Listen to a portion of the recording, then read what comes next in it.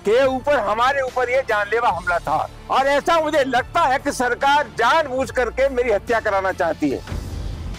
ठाकरों से पंगा लेना ठीक नहीं होगा, हालत खराब होगी, देख लीजिए। टायरों से हमला किया गया, कई गाड़ियां क्षतिग्रस्त हुई और मैं आज अस्वस्थ हूँ।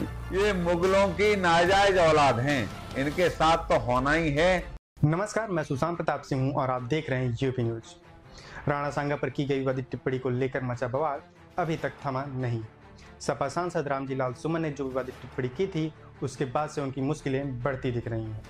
करणी सेना ने पहले उनके घर पर धावा बोला और अब उसके बाद उनके कातले पर टायर फेंका, जिसके चलते उनकी कई गाड़ियां दुर्घटनाग्रस्त हो गई और कई लोग भी घायल हो गए। जिसके बाद सपा सांसद ने योगी सरकार पर इन सभी चीज़ों का ठीकरा फोड़ा और कहा कि योगी सरकार मेरी हत्या कराना चाहती है। गवाना टोल से अलीगढ़ की तरफ 500 मीटर की दूरी पर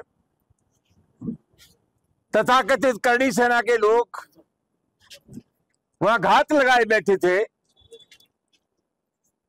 हमारे और हमारे साथी जो गाड़ियों में थे उन पर ईंट पत्थर फेंके गए, टायरों से हमला किया गया, कई गाड़ियां क्षतिग्रस्त हुई और मैं आज अस्वस्थ हूं। के ऊपर हमारे ऊपर ये जानलेवा हमला था और ऐसा मुझे लगता है कि सरकार जानबूझ करके मेरी हत्या कराना चाहती है। सपा सांसद रामजी लाल सुमन पर हुए इस हमले के बाद भाजपा नेता ठाकुर रघुराज सिंह का बड़ा बयान सामने आया है। उन्होंने करणी सेना की इस हमले को सही बताया है और कहा है कि इन्हें हर मोर्चे पर ऐसे ही रोका जाना चाहिए। देखिए, ऐसे शख्स के साथ तो होगा ही, ये मुगलों की नाजायज औलाद हैं, इनके साथ तो होना ही है, क्योंकि ये अपने बाप को बाप कहने को तैयार नहीं है। मुगलों को, आक्रांताओं को अपना बाप कहते हैं केवल वोट के खातिर।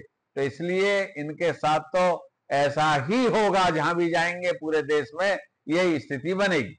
तो इसलिए मैं तो उन बच्चों का भी तारीफ करता हूं, उन्होंने ठीक किया कि इनको हर जगह, हर मोर्चे पे इनको विफल करना चाहिए। ये बेईमान एक समाज से लड़ाई लड़ रहा है। राणा सांगा ने देश के लिए कितने 80 घाव होने के बाद भी लड़ाई लड़ी।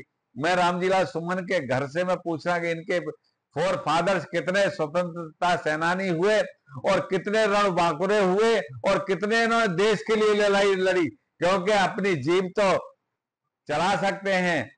मैं आपके माध्यम से इनसे यही पूछूंगा और आने वाले चुनाव में अखिलेश को भी दिखा देंगे। जिस गांव में 10 ठाकुर हैं वह भी 100 वोट डलवाने की हैसियत रखते हैं। ठाकुरों से पंगा लेना ठीक नहीं होगा, हालत खराब होगी, देख लीजिए। सपा सांसद पर हुए इस हमले के बाद प्रशासन हरकत में आया और करणी सेना के लोगों को गिरफ्तार कर लिया, जिसके कुछ ही देर बाद उन करणी सेना के कार्यकर्ताओं की जमानत हो गई, जिस पर अखिलेश यादव ने एक्स पर लिखा कि चढ़ गिरफ्तारी पट जमानत। अगर उनको 24 घंटे के भीतर छोड़ना ही था तो गिरफ्तारी क्यों किया। सपा सांसद के विवादित बयान के बाद से ही सूबे की सियासत में एक अलग ही रंग देखने को मिल रहा है। समाजवादी पार्टी एक तरफ सरकार पर जातिवादी होने का आरोप लगा रही है, तो वहीं दूसरी तरफ करणी सेना भी सपा सांसद को सबक सिखाने की बात कर रही है। ऐसे में भाजपा नेता का ये बयान उत्तर प्रदेश की सियासत को किस दिशा में ले जाएगा, ये तो आने वाले वक्त ही बताएगा। ऐसे ही तमाम और खबरों के लिए जुड़े रहें यूपी न्यूज के साथ।